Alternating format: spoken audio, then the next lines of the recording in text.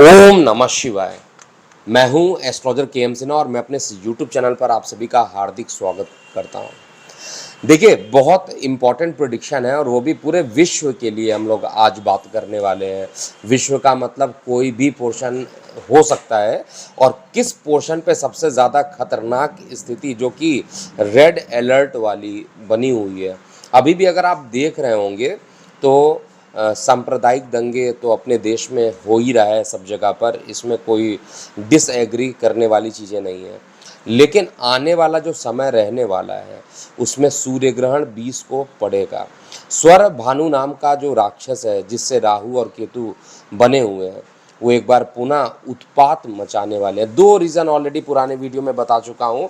एक तो सारे ग्रह जो रहेंगे राहु केतु के नक्षत्र में आने के कारण, लगभग सारे ग्रह, पूरे तो नहीं रहेंगे, लगभग सारे ग्रह राहु केतु के नक्षत्र में रहेंगे जो कि अपने आप में एक काफ़ी खतरनाक योग बन जाता है। और दूसरा, सूर्य ग्रहण के समय में सूर्य, चंद्र, बुध ये और इसके अलावा राहु, ये सभी एक साथ मेष राशि में रहेंगे। ऊपर से बृहस्पति भी लगभग 29 डिग्री 33 मिनट के हैं तो राहु के एरिया में ये भी आ जाएंगे। यानी 5 ग्रह, भले ही आपको 4 ग्रह दिख रहे हो मेष में, लेकिन मैं तो बृहस्पति देव को भी लगभग मान के चलूँगा क्योंकि 22 को राशि परिवर्तन करेंगे, 20 को ग्रहण पड़ेगा, तो लगभग इनका प्रभाव पाँचों ग्रहों का एक जगह पर हो जाना अपने आप में एक बड़ी घटना को बता रहा है। साथ में शनि की नीच दृष्टि जो रही कसर है वो शनि की नीच दृष्टि पूरी कर देगी और साथ में केतु की भी दृष्टि बढ़ेगी। केवल बचने वाले जो प्रभाव है, जो ग्रह हमें बचा सकते हैं, वो हमारा लग्नेश है, हमारे देश का लग्नेश है शुक्र ग्रह। शुक्र मालव्य योग बनाकर रहेंगे जिससे कि चीज़ें जो रहेंगी वो थोड़ा सा मेंटेन होते हुए दिखाई दे रही है। लेकिन फिर भी स्थिति अभी ग्रहों की जो बन रही है पूरे विश्व के लिए खतरनाक स्थिति है और ऐसा है इसीलिए मैं भी यहाँ पर बता रहा हूँ क्योंकि जो बेसिक यहाँ पर ग्रहण जो पड़ेगा वो भारत में तो नहीं दिखाई देने वाला है, लेकिन भारत पर इसका जो प्रभाव है वो आंशिक रूप से ही पड़ने वाला है, बहुत ज़्यादा पड़ेगा नहीं। जिस एरिया में इसको देखा जाएगा उस एरिया में इसका प्रभाव ज़्यादा होगा। विश्व में भारत के सापेक्ष अगर देखा जाए तो साउथ ईस्ट पोर्शन जितने भी होते हैं वो जापान से आप स्टार्ट कर लीजिए, जापान का पोर्शन, चाइना का, ताइवान का पोर्शन, इसके अलावा ये साउथ ईस्ट में और बात करेंगे तो सिंगापुर, मलेशिया, न्यूजीलैंड, ऑस्ट्रेलिया, ये सारे एरिया बहुत सेंसिटिव होने वाले हैं। सुनामी का इस जगह पर आना, इन क्षेत्रों में सुनामी का आना, इन क्षेत्रों में भूकंप का बहुत तेज़ी से बढ़ जाना, विनाशकाली चीज़ें होना, ऐसी चीज़ें यानी जिनकी तीव्रता बहुत ज़्यादा हो जाए और वो भी साउथ ईस्ट वाले एरिया में सबसे ज़्यादा प्रभावित होगा। तो सबसे ज़्यादा प्रभावित इसी एरिया में सूर्य ग्रहण होंगे जिसको देखा जा सकता है और ये बहुत प्रभावशाली सूर्य ग्रहण होगा। कोविड के केस भी एक बार जो बहुत रुके हुए थे, मैं कई बार बता रहा था कि जैसे ही अप्रैल मई का समय आना स्टार्ट हो जाएगा, एक बार जो मास्क रुका हुआ था एक बार पुनः लगने की संभावना से भी आप इनकार नहीं कर सकते हैं। कल भी 4,500 के आसपास केस आए हैं। तो महामारी का बढ़ना, महामारी अगर नहीं बढ़ेगा तो किसी प्रकार का एक बड़ा भूकंप आ जाना, कुछ तो प्राकृतिक आपदाएं जो है वो आती रहेंगी और प्राकृतिक आपदाओं के आने के कारण जो है पूरा जो जन सैलाब है, पूरा जो जन समूह है, पूरे विश्व में अशांति मचना प्रारंभ हो जाएगा। अब इसमें देखिए ये सारी घटनाएं तो होकर रहेंगी, आप आने वाले समय में देखिएगा। बार बार मैं रेड अलर्ट क्यों कर रहा था, उसके पीछे यही था। लेकिन इसका जो प्रभाव रहेगा, मैं बार बार कह रहा हूँ, साउथ ईस्ट में ज़्यादा रहने वाला है।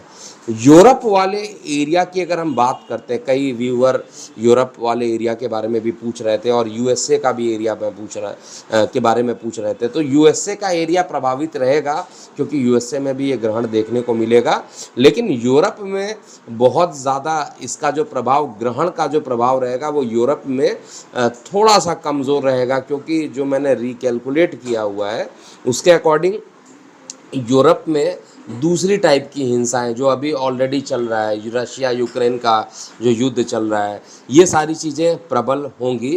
कोविड जहाँ पर अर्थक्वेक के आने की घटनाएं ज़्यादा होंगी, वहाँ पर कोविड की घटनाएं उतनी ज़्यादा देखने को नहीं मिलेगी। जहाँ पर कोविड की घटनाएं कम होंगी वहाँ पर अर्थक्वेक ज़्यादा होगा। तो यूरोप में मुझे कोविड महामारी का एक प्रकार से बहुत तेज़ी से बढ़ना, ये चीज़ें मुझे दिखाई दे रही हैं। लेकिन अर्थक्वेक की जो संभावना है वो सबसे ज़्यादा, मैं फिर रिपीट कर रहा हूँ, सबसे ज़्यादा संभावना जो बनेगा वो ऑस्ट्रेलिया का एरिया हो सकता है, न्यूजीलैंड का एरिया हो सकता है, इंडोनेशिया का एरिया हो सकता है, जापान का एरिया हो सकता है, कुछ पोर्शन ताइवान और चाइना का, यानी साउथ ईस्ट पोर्शन जो हम अपने देश के रिस्पेक्ट में देख रहे हैं, उसी पे सबसे ज़्यादा अर्थक्वेक आने की संभावना बहुत ज़्यादा दिख रही है। पश्चिम देशों में अर्थक्वेक नहीं आएगा, अगर अर्थक्वेक आएगा तो ऑलरेडी उसी बेल्ट में आएगा, अफ़गानिस्तान वाला जो बेल्ट, अफ़गानिस्तान का और पाकिस्तान का जो मैंने बेल्ट बताया हुआ था, ईरान, इराक, जिसके आगे टर्की पड़ता है, तो वो एरिया थोड़ा सा प्रभावित ज़रूर रहेगा। लेकिन अर्थक्वेक, एक प्रभावशाली अर्थक्वेक आ सकता है और महामारी जो अभी बची हुई थी उसके भी संभावना बहुत तेज़ी से बढ़ेगी। उपाय क्या करना चाहिए? सबसे पहले देखिए, जो होना है वो तो हो के रहेगा। इस समय उपाय क्या किया जा सकता है? देखिए, देवगुरु बृहस्पति पीड़ित रहेंगे। देवगुरु बृहस्पति 5 भाव के कारक होते हैं। अगर वो खुद पीड़ित रहेंगे तो आने वाला समय जो रहेगा, धार्मिक स्थल, क्योंकि देवगुरु धार्मिक स्थल के बारे में ही जाने जाते हैं, धार्मिक चीज़ों के लिए देवगुरु का महत्व होता है। फाइनेंस के लिए देवगुरु ग्रह जो होते हैं कारक बन जाते हैं। इसके अलावा पंचम, नवम, दशम और एकादश के भी कारक देवगुरु बृहस्पति है।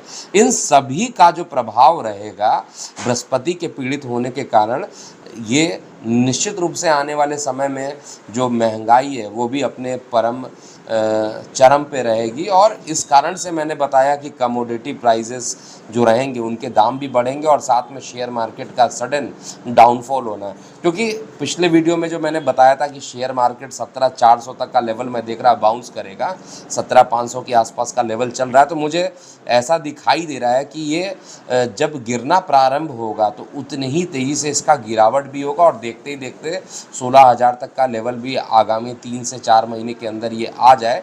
क्योंकि रेड अलर्ट तो मई, जून, जुलाई, ये इस वाले एरिया में सबसे ज़्यादा होना है। अप्रैल 22 के बाद इसका प्रभाव बहुत तेज़ी से देखने को आपको मिलेगा।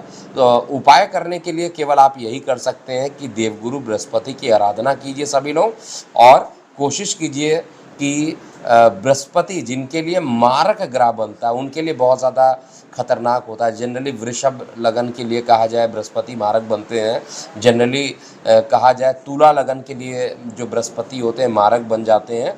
तो ऐसे लगन वाले जातकों को येलो कलर की चीज़ों का दान करना चाहिए और बाकी लगन वाले जातकों के लिए बृहस्पति का बीज मंत्र करना चाहिए, जिससे कि आने वाला जो परेशानी है उससे कम से कम राहत भी मिल सके।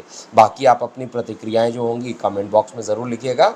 अभी के लिए इतना ही। मैं हूं एस्ट्रोलॉजर KM सिन्हा। ओम नमः शिवाय।